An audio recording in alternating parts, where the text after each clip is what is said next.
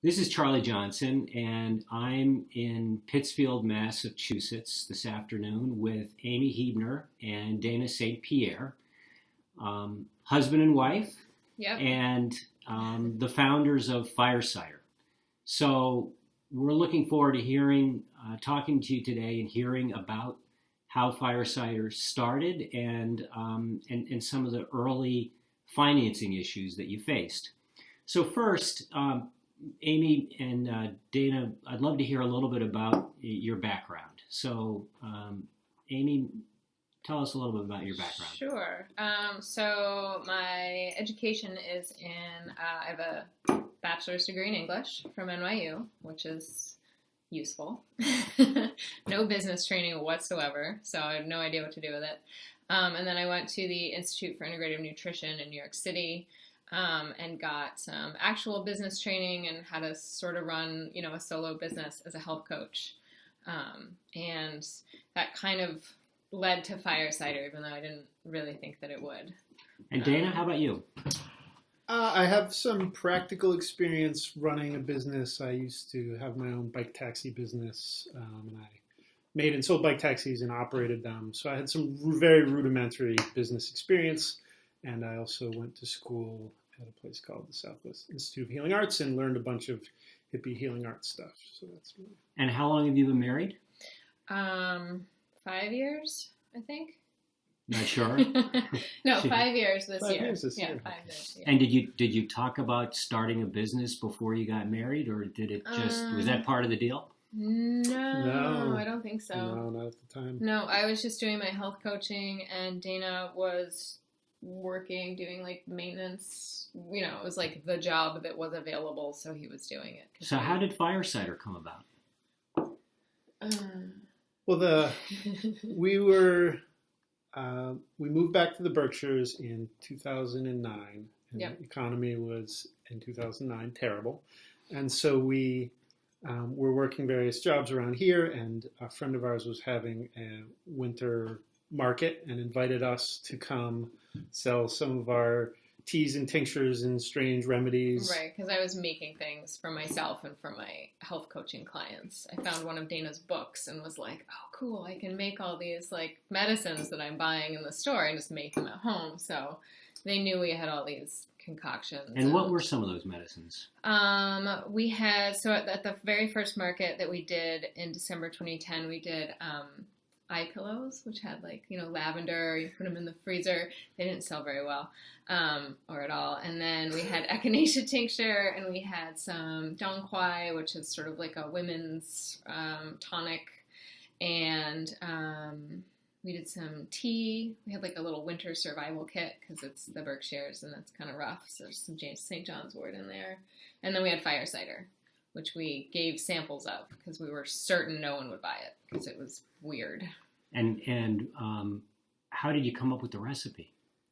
The recipe was, I evolved it over a number of years. My German grandmother used to feed me all sorts of strange German home remedies, horseradish. And you're here today to tell the story of it. So you survived. I survived. Not only that, I really honestly believe, at the time, even though I hated taking this stuff, I knew it was good for me. So like congestion, I would eat shredded horseradish, have onions and garlic soaked in honey as a cough remedy. So just I had evolved. I wanted to take something that was effective, but I also wanted it to taste good, and so I had mixed and matched and added this and that, and read old books of folk remedies, and had evolved it over the years.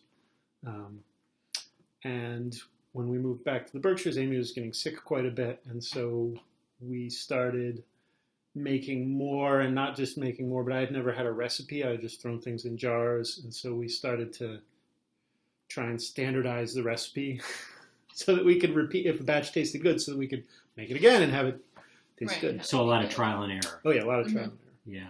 error. But it's a big step to go from a home remedy to try to get through the Berkshire winter to actually starting a business. Oh yes. Right. Yeah, we didn't start out thinking we were going to go into business making Cider. We just did a craft fair. And then Cider sold really well. We sold completely out. Right. We sold out of it. And where was the craft fair? It was, so there's a group called Alchemy Initiative, and they don't really have a location, but they have different events in different places. So this was at the old Notre Dame Church. It's called the Shire City Sanctuary now, which you can, Shire City, say a lot. Yeah, so, and that's kind of part of why we decided to be Shire City Herbals, is because... That's the name of your company. Yeah, because Shire City is like a, sorry, is a, like a nickname for Pittsfield. But Okay. it sounds nicer than Pittsfield. Okay. And so you decided to start, so you sold the fire cider at the fair, Mm-hmm. Yep. and it sold better than all the other by offerings? far. Yeah, By far. like combined. Okay. And we actually had people coming to our house because the Pittsfield people knew where we lived. They drank their bottle and they came to our house and they were knocking on our door going, can I get more? So you came home from the fair and it was a holy smokes moment? Well, sort of. And then we kind of started looking into like what it would take to make it like legitimately, like Yeah. not in our kitchen at home. So what did you do? I decided I didn't want to do it. Why? Because I was like, oh my God, this is going to cost a minimum of $10,000 just to even like get barely what we need. And it's making a food product basically like that. It just, there's so many, like the FDA is involved and the health department is involved, and I don't want to get involved with them. There's many different bureaucracies that you have to tangle with in order to have a legal product to sell. Right. And it was daunting. So, and Danny, you've got a little bit of a financial background? A tiny bit. Okay. My mother was actually a bookkeeper when I was growing up, and I used to go into work with her. So I had the barest minimum of familiarity with sort of generally how you do business bookkeeping. Did you talk to her about starting a business? I didn't actually. We didn't really. We should have. We didn't consult with any number of people who we should have consulted with. But you somehow you thought, well, this is going to cost $10,000. How did you arrive at that figure? I put together like a preliminary, like, what do we need to buy? What are we going to need? Okay, so we need insurance and we need packaging, we need labels. And when I got to the labels, that's actually where my brother came in, who is the third like co-owner and partner.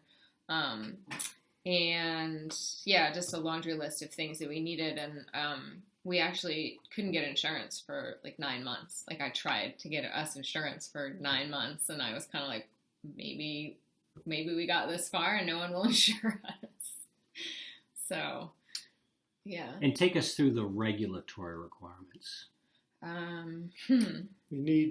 The first thing you need is a certified kitchen, which is a challenge. You can't make. And what is a certified kitchen? It's a commercial certified kitchen, so there's a long list of requirements that the kitchen has to meet, and then it has to be inspected by state level inspectors who give it that certification. It's all sorts of stuff like cleanable surfaces and floor drains, and there's a whole long list that I don't have in my head. Okay, Right. so you have to have a certified kitchen, and what Yeah. else? Amy handled. We talked to a friend of ours who's a manager at the Berkshire Co-op, and he said to be on the shelves we needed insurance, we needed a barcode, Yep. and we needed an FDA approved label. Right. And a supplements facts panel was a Supplement bonus. fax panel. Okay, so kind of quickly take us through those elements. So to get the FDA label, what did you have to do? So that's where my brother came in, because I was like, oh my gosh, I have a million things to do and I need to learn. It's like this huge list of rules for the label. Like you really need a lawyer to like decipher it for you, which is what I was told when I called up the FDA, and they were like, yeah, just hire a lawyer. And I was like, not going to do that. Okay. So my brother took over that project, which we joke is still not finished. Like he's redone the labels. He's redoing them again. Like every 6 months, something needs to be changed. So he did that. I sent in samples to Cornell University. We did this thing called the schedule process, which is just, are you making a hazardous product, and do you need to have a certain like step-by-step plan that you write down and the government approves and you follow every time. We got it lab tested because our process, like you can't, like if you have a cookie recipe, you can, go and figure out the nutrition information yourself if you wanted to do the math. But because our process is different, we had to get it lab tested, which costs like 4 times as much money. So that was exciting. And how about the barcode? And then the barcode, you can only get the barcode from one place, which is GS1, and it's this company that does all the barcodes for every product in the country. And it's about $800 for, it's up to a certain number of barcodes, but we're only making one product, so we just needed one. So you have to fill out an application and send it to them? Yeah, and and then you renew it it every year, I think. And how long does it take for them to get back to you? It's not too bad. Your screen went blank. I don't know if it's still there it is. Okay, it's back. It's each individual process I think took 4 to 6 weeks if I remember correctly, but a lot of them required parts of the other process. So to get your scheduled process approved, you needed to have your nutritional information in line, and in order to have your label done, you need to have your nutritional panel completed. So it took Amy. And then you need to get a wholesale license. You need all that stuff to get a wholesale license. So it took like 9 months. And what was the total cost of getting the various permits? I don't remember More or the less. breakdown, but it cost us. We spent $10,000 in 9 months, and then we had product that was ready to sell. Okay, so there's a 9 and month, it was saleable. a 9 month insured period and from the everything. roughly 9 month period from the time that you said we're really going to go for this, Yeah. to the time that the product was on the shelf. It was about a 9 month. Yeah, period. until the time my brother actually started calling stores and saying, "Hey, I have this weird thing you've never heard of. Let me send you a sample. I think you'll really like it." Okay. So tell us a little bit about the process of actually making the fire cider. So when we first started, we were in the certified kitchen we found was actually 2 blocks down the street from our house at a Unitarian Universalist church. And they very kindly allowed us to use their kitchen. The process when we initially made it, we actually didn't have enough money to buy food-safe containers to make it in. So we drove around town to all the grocery store bakeries and got their discarded 5-gallon frosting pails. Right, because it was the food grade that we needed, and it was free.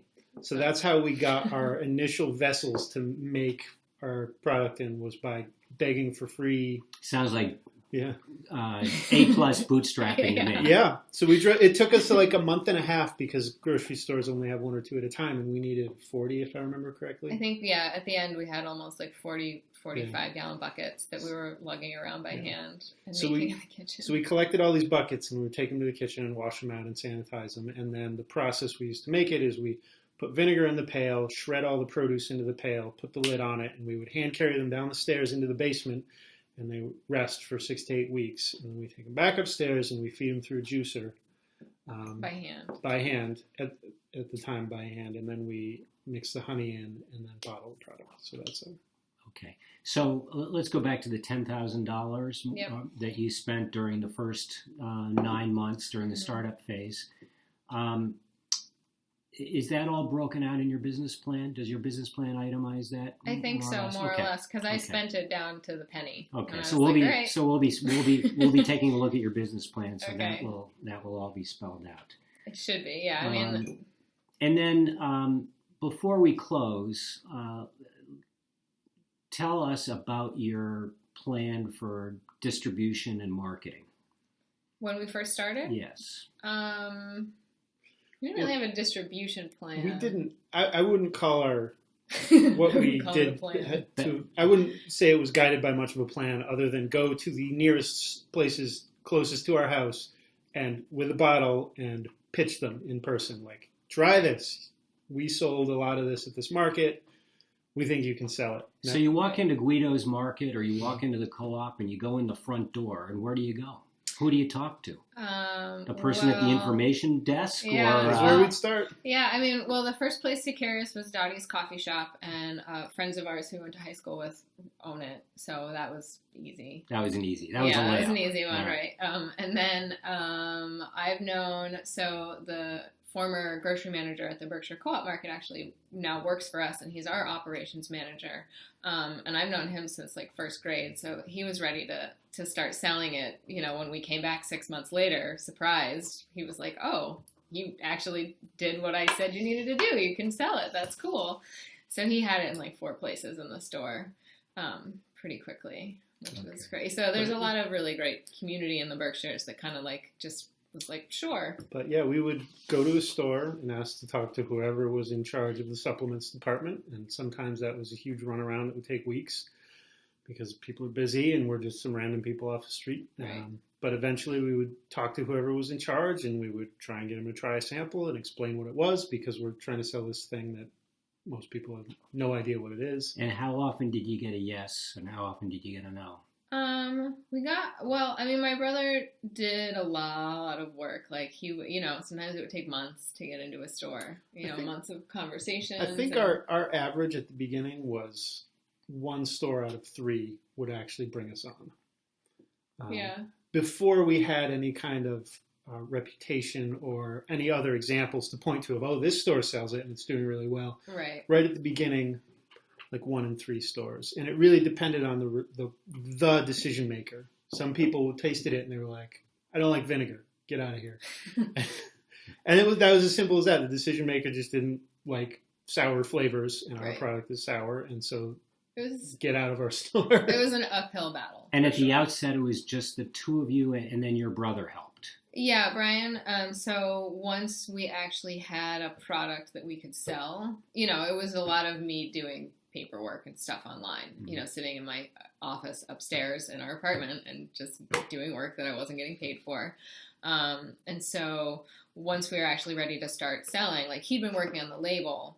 And then when we were able to start selling, he was the one that was actually selling fire cider. Like the 3 of us would all go to events, we'd all make it in the kitchen, but then, Dana and I had different things to do. We didn't actually have time to like try and market. Were you guys and sell each working cider. Other jobs?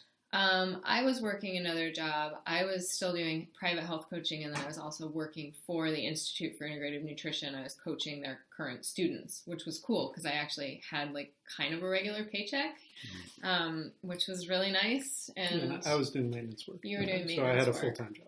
Great. Yeah. Well, this is wonderful background, and thank you for sharing all of it. And we will stop here and